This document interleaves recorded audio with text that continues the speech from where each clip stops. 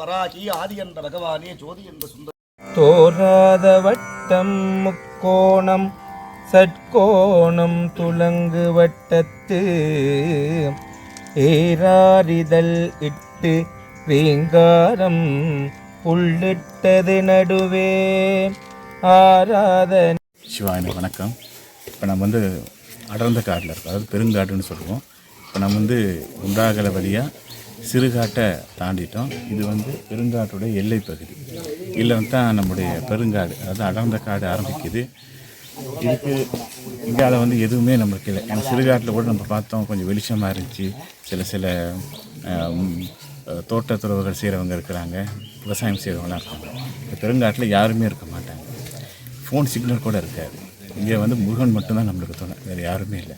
அதனால தான் இந்த பெருங்காட்டுக்கு போகணுன்னா ரொம்ப பயபக்தியாக இந்த எல்லையில் இந்த காட்டுக்கு போகிறதுக்கு சாட்சியாக ஒரு பச்சளையை பிடிங்கி அந்த பச்சளையை வச்சுட்டு, அதான் நாங்கள் இந்த காட்டுக்கு போகிறதுக்கு இந்த பச்சளை தான் சாட்சின்னு சொல்லி இந்த வனத்துக்கிட்ட சொல்லிவிட்டு முருகப்பெருமான்கிட்ட அனுமதி கேட்டுக்கிட்டு இந்த இடத்துல இருக்க எல்லா காவல் தெய்வங்கள்கிட்ட அனுமதி கேட்டு அவங்களை வேண்டி வணங்கி அவங்களுக்கு விளக்கை பற்ற வச்சு ஒரு சூடத்து ஏதோ பற்ற வச்சு எங்களால் முடிஞ்ச ஏதாவது ஒரு சின்ன விளக்குனாலும் பரவாயில்ல, சூடனாலும் பரவாயில்ல, பத்தினாலும் பரவாயில்ல, ஏதோ ஒன்று செஞ்சுட்டு அந்த பச்சளையை சாட்சியாக வச்சுட்டு இங்கேருந்து புறப்பட்டு போகிறது தான் இந்த இடம்.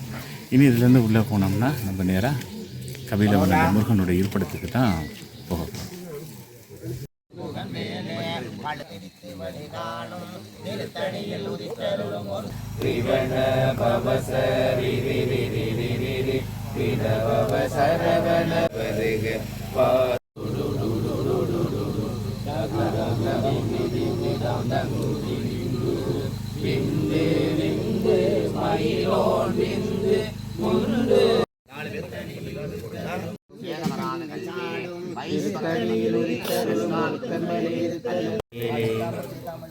என்ன விஷயத்துக்காக இன்னைக்கு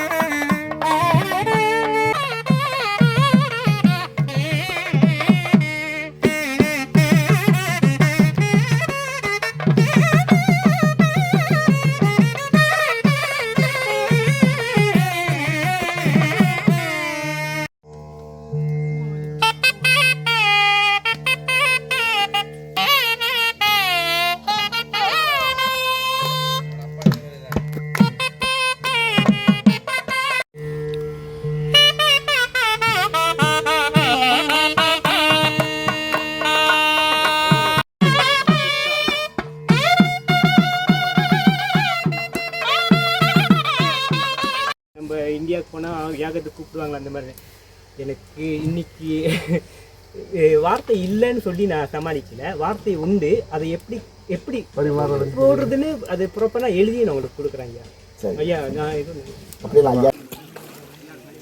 அதாவது முருகனுக்கு போது சரணம். முருகன் இந்த இடத்துல முதல் ஆட்கொண்டார் என்றுதான் புராணம் கூறுது. சரியோ, புராணம் கூறுது. அதன் பிரகாரம் இங்கே ஆயிரக்கணக்கான மக்கள், சிங்கள மக்கள், தமிழ் மக்கள், எல்லா மக்களும் வந்து கொண்டு தான் போகிறாங்க. வெளிநாட்டவர்களும் கூட வெளிநாட்டில் இருந்து அந்த பூரணம் இன்னும் விசேஷம்.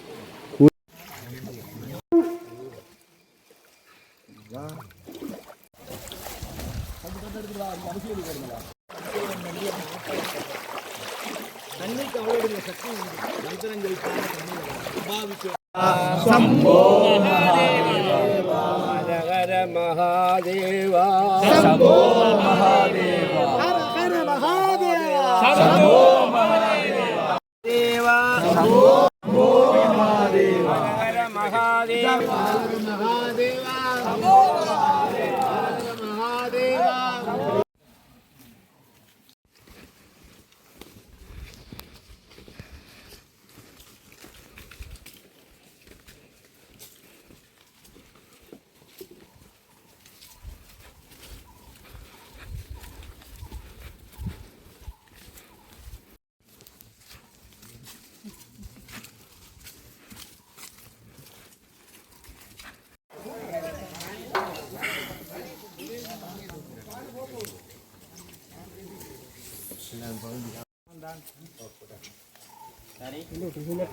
புலில்லாதோரானென்று போற்றானில்லை. அடுத்து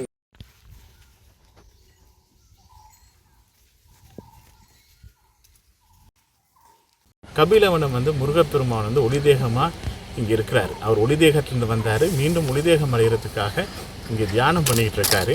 அப்போ அந்த காலத்துலேருந்து சித்தர்கள் இங்கே வந்து அவரை வழிபட்டுக்கிட்டு தான் இருந்தாங்க. ஆனால் இப்போ ரீசெண்டாக இது எப்படி வெளியே வந்துச்சுன்னு சொன்னால், இந்த காடு பார்த்திங்கன்னா கிட்டத்தட்ட ஒரு 200-300 ஆண்டுக்கான காடு தான். இதுக்கு முன்னாடி இங்கே குடியிருப்புகள் வந்துருக்குது. குடியிருப்புகளுக்கு பிறகு காடு ஆன பிறகு போர்த்துகேயர் உள்ளாந்தர் அவங்களுடைய காலத்தில் இது காடாக்கப்பட்டுச்சு. அந்த காலத்தில் வந்து கதிர்காமத்தில் வந்து இந்த வெளிநாட்டு அந்நிய படையெடுப்பில் அங்கே இருக்க சில பொக்கிஷங்கள் களவு பேருன்னு சொல்லி அந்த ஊர் தலைவருக்கு முருகன் கனவுல போய்ட்டு சொல்லி என்னுடைய பொக்கிஷங்களை கொண்டு வந்து நான் தவம் செஞ்ச இடத்துல போய்ட்டு வச்சிரு அப்படின்னு சொன்ன பிறகு அவர் என்ன செய்கிறாரு, அந்த பொக்கிஷங்கள்லாம் எடுத்துக்கிட்டு இந்த காட்டுக்கு வர்றாரு. வரும்பொழுது அவர் கேட்குறாரு, எனக்கு நீங்கள் தவம் செஞ்ச இடம் தெரியாது முருகா, எனக்கு எப்படி நீங்கள் அடையாளம் காட்டுவீங்கன்னு. கும்பக்கன் நாரை கடந்து நீ போகும் பொழுது அடிக்கணக்கு சொல்லாது போகும் பொழுது இந்த வனத்திலே இல்லாத ஒரு மரம் அங்கே இருக்கும். அந்த மரம் தான் அடையாளம், நான் தவம் செஞ்சதுக்கான அடையாளம்னு சொல்கிறாரு. அப்போ நீங்கள் பார்த்தீங்கன்னா இந்த வனத்தில் எங்கேயுமே புளிய மரம் இருக்காது, அந்த ஒரு இடத்துல மட்டும்தான் புளிய மரம் இருக்கும். அந்த புளிய மரம்ங்கிறது அந்த புளிய மரத்துக்கு கீழே அவர் தவம் செய்யலை, எத்தனையோ வருஷங்களுக்கு பிறகு அந்த இடத்துல அவர் தவம் செஞ்சுருக்காரு. அதுக்கு அடையாளமாக அந்த புளிய மரம் அங்கே வந்திருக்குது. ஆகவே அப்படி அதுக்கு பிறகு தான் அது அங்கே சில பொக்கிஷங்களை வச்ச பிறகு இங்கே உள்ள வேடுவர்கள் வந்து அதை தொடர்ந்து முன்னெடுத்துட்டு செஞ்சாங்க. காலப்போக்கில் இந்த ஊர் மக்கள் அதை கும்பிட்டுக்கிட்டு வந்தாங்க. அதுக்கு பிறகு இப்போ கிட்டத்தட்ட இப்போ ஒரு 10-15 வருஷமாக மக்கள் நிறைய வர தொடங்கிட்டாங்க. கடைசி 5 வருஷமாக நிறைய மக்கள் இலங்கை பூரா மட்டும் இல்லை உலகம் பூரா இருந்து கூட மக்கள் வராங்க. இந்த முறை எங்களோட கூட இந்தியாவிலிருந்தும் மலேசியாவிலிருந்து கூட வந்து அன்பர்கள் கண்டுக்கிட்டாங்க. அதாவது கண்டவர் விண்டிலர் விண்டவர் கண்டிலங்கிற மாதிரி நான் கண்ட விஷயத்தை வந்து எனக்கு நிறைய சொல்லவும் முடியாது. அதை வந்து உணரணும் எல்லாருமே. இங்கே நிறைய விஷயம் நான் கண்டிருக்கோம். நாங்கள் வந்து சில குள்ள மனிதர்களை கண்டிருக்கோம். அந்த கற்பக விருட்சங்கிற சொல்கிற அந்த மரத்துலேருந்து திடீர்னு ஏதாச்சும் பொக்கிஷங்கள் வரும். இதெல்லாம் நடந்துருக்குது.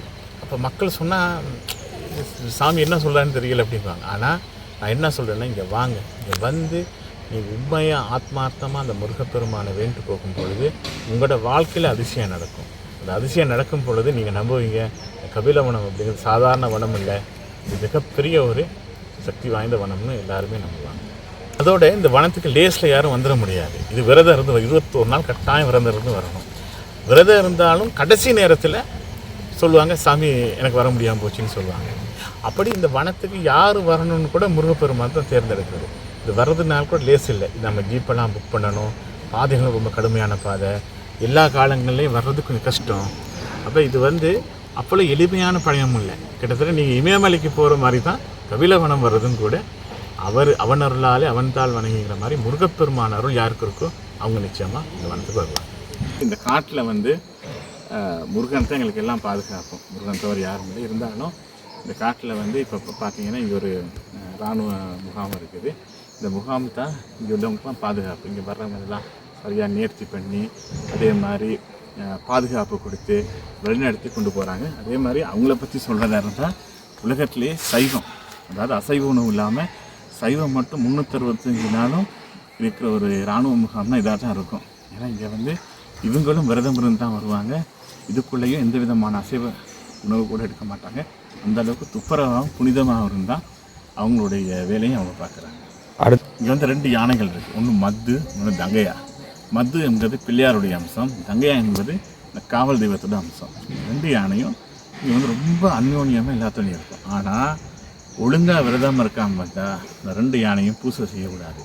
மதுங்கிற அந்த யானை வந்து நல்ல விரதம் இருந்து வரவங்களோட நல்லா இருக்கும், அவங்களுக்கு எதுவும் செய்யாது. ஆனால் விரதத்தில் பிரச்சனை இருந்துச்சுன்னா அவங்களுக்கு பூசை செய்யக்கூடாது. இதெல்லாம் நாங்கள் கண்கூட பார்த்த உண்மை. அது வந்து ஒரு தெய்வ யானை, அது காட்டு யானைன்னு சொல்ல மாட்டோம், அது ஒரு தெய்வத்துடைய அனுகிரகம் பெற்ற யானை.